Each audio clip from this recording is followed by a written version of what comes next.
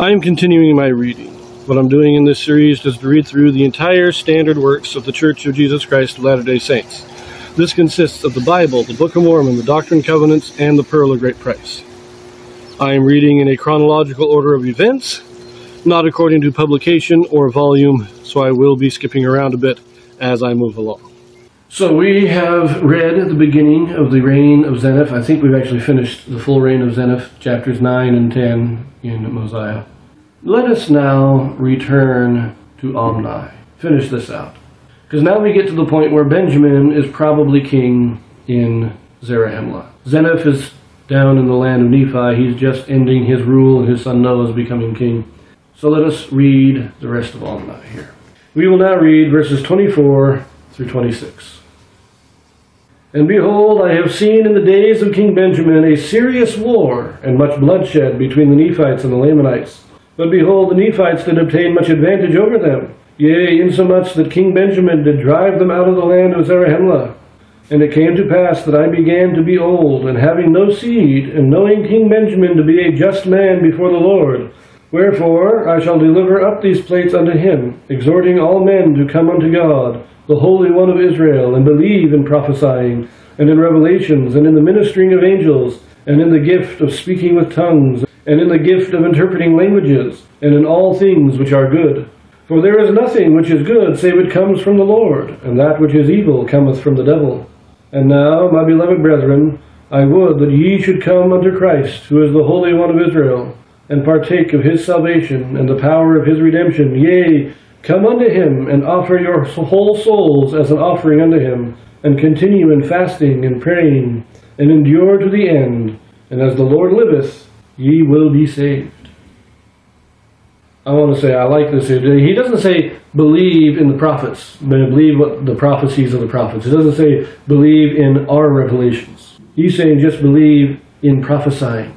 Believe in revelation. Believe these things can happen. And then that will bring you to a faith in God, because they come from God. So if you believe they're possible, that belief will bring you to God. But if you just deny the possibility of prophecy or revelations, it doesn't matter what God says, because you are denying his ability to communicate.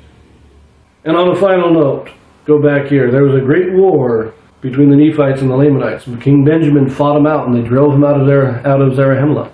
Zeniff, he had a war with the Nephites in the 13th year of his reign. Could it be that the Lamanites, after being defeated by Zeniff, after being driven out by Zeniff, that they then turned to go fight in Zarahemla? The Lamanites had invited Zeniff and his people in with the direct intention of putting them into bondage. So they let them work the land for 12 years, thinking, hey, now that they've got the land going good, we put them in bondage and we can just take all their stuff. Zeniff drives them out. Their plans are frustrated. They can't bring them into bondage now. Now they have to return to their plundering, their raids and plunders. They've already been defeated by Zeniff and his people. Now they turn to go against Benjamin and the land of Zarahemla, and they are driven out of there.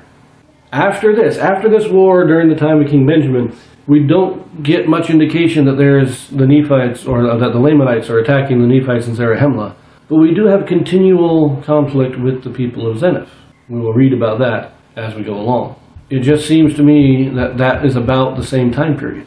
Again, just my speculations, but it seems to make sense. The main thing I'm wanting to do here, the reason I'm doing this timeline and doing these videos in chronological order, is so that we can see how the events interact with each other. We read the scriptures so often, and we see the stories, but we don't consider what else is happening, and how what is happening in one place is influencing what is happening in another.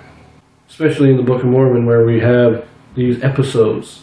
And when we're told the story of Zeniff, we're told that story after the time of Benjamin, after Benjamin's already dead. We get the story of Zeniff kind of inserted as a backflash.